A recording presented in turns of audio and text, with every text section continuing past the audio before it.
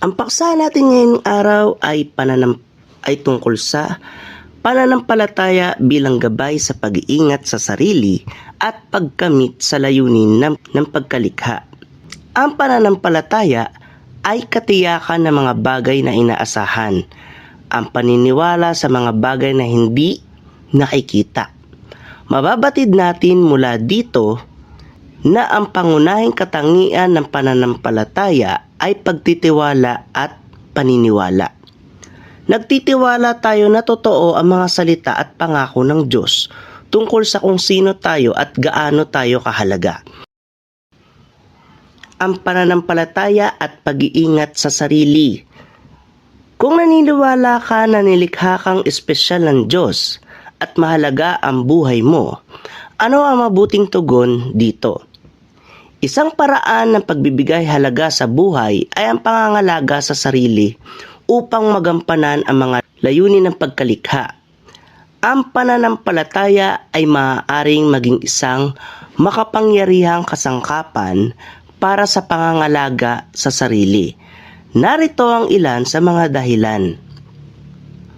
Nagbibigay ng layunin at kahulugan. Maraming pananampalataya ang nag-aalok ng balangkas para maunawaan ang mundo at ang iyong lugar dito. Maaari itong magbigay sa iyo ng layunin at kahulugan na maaaring maging kapaki-pakinabang lalo na sa mga pagkakataong nahihirapan sa buhay. Nakakabawas ng stress at pagkabalisa. Ang pananampalataya ay maaaring magbigay ng pakiramdam ng kaginhawaan at seguridad. Ang paniniwala sa isang mas mataas na kapangyarihan ay makatutulong sa iyong pakiramdam na hindi ka nag-iisa. May katuwang ka sa buhay at higit na makayanan ng stress at pagkabalisa. Nagtataguyod ng pagpapatawad at pagmamahal sa sarili.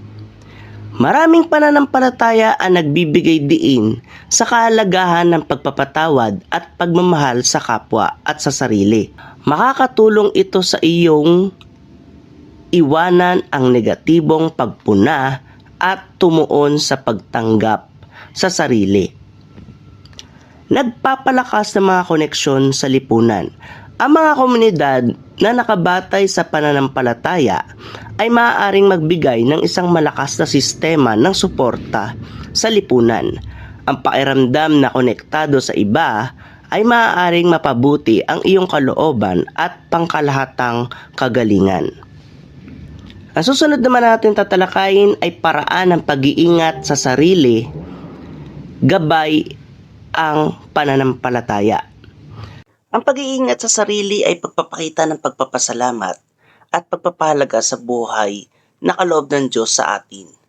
Narito ang ilang paraan na maaaring gawin. Purihin at pasalamatan ang Diyos. Maging mapagpasalamat sa Diyos na nagpinagmulan at malayang nagbigay ng buhay.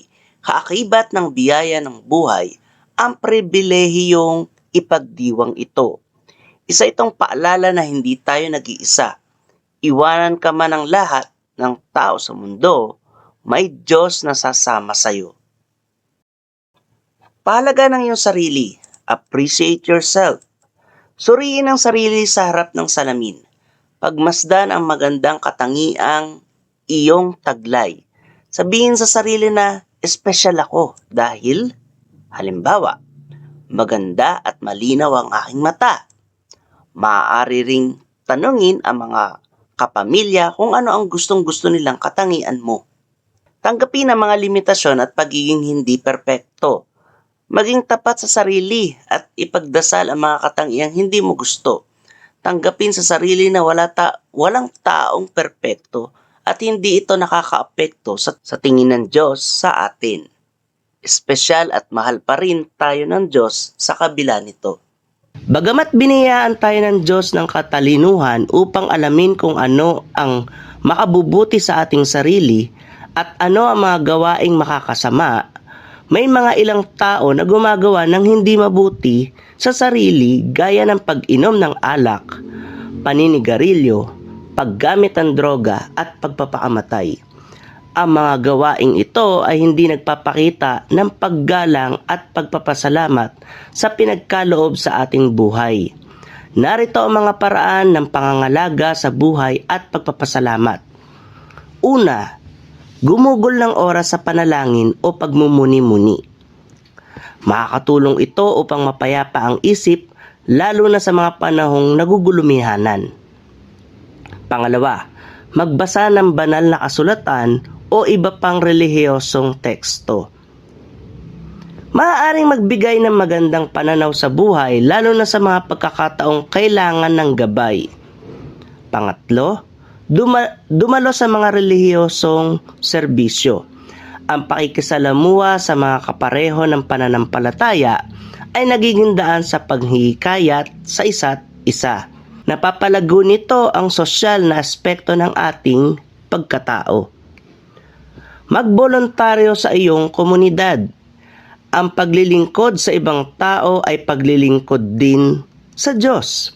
Ito rin ay tumutulong sa atin na maging selfless o hindi makasarili. Panglima, gumugol ng oras sa kalikasan.